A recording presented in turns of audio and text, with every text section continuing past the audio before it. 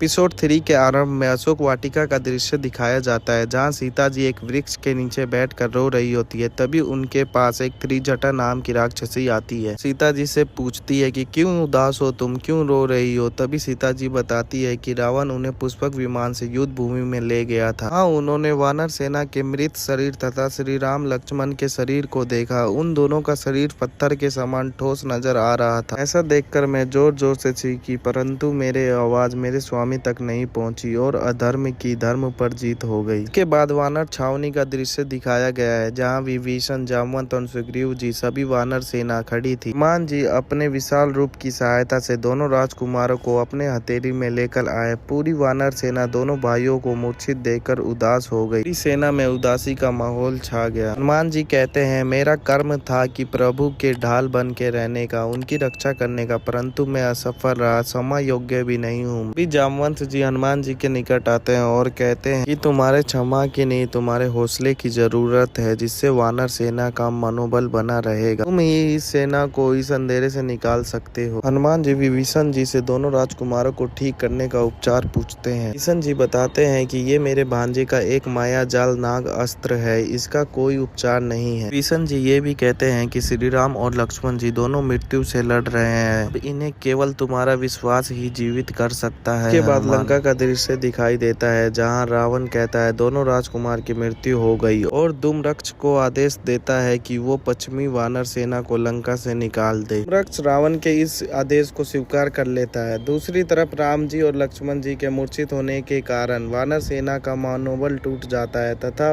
किष्किंधा के लिए युद्ध भूमि से निकलने लगते हैं। तभी रास्ते में हनुमान जी मिलते हैं तथा वानर सेना को मनोबल प्रदान करते हैं। इससे पूरी वानर सेना में युद्ध के लिए जोश और ताकत आ जाता है। तभी नल सेना के पास आकर हनुमान जी को बताता है कि धूम्रक्ष की पूरी सेना उनकी ओर आ रही है। सेना रक्त की प्यासी लग रही है। तभी युद्ध शुरू होता है और हनुमान जी की सहायता से वानर सेना राक्षसों पर हावी हो जाते हैं। युद्ध की जानकारी देने के लिए रावण का एक सैनिक लंका जाता है और रावण को बताता है कि वानर सेना युद्ध में जीत गई। रावण सैनिक से धूम्रक्ष के वध के बारे में पूछता है। सैनिक बताता है कि धूम्रक्ष और हनुमान जी में विशाल युद्ध हुआ। दोनों अपने बल का प्रदर्शन कर रहे थे, परंतु हनुमान जी की अपार शक्ति के कारण धूम्रक्ष मारा गया। दूसरी तरफ वज्र और कंपन की सेना भी हनुमान जी की अपार शक्ति का शिकार हो गई। तब रावण अपने सैनिक को तलवार लाने को कहता है। रावण स्वयं युद्ध भूमि में जाने के लिए तैयार होता है, जिसके कारण आकाश में काले बादल मंडराने लगते हैं। विभीषण जी हनुमान जी को रावण के शक्तियों के बारे में बताते हैं कि रावण के पास तीनों लोग जीतने के अस्त्र हैं तथा सबसे सर्वश्रेष्ठ शस्त्र उसकी बुद्धि, पूरे विश्व का शक्तिशाली योद्धा है।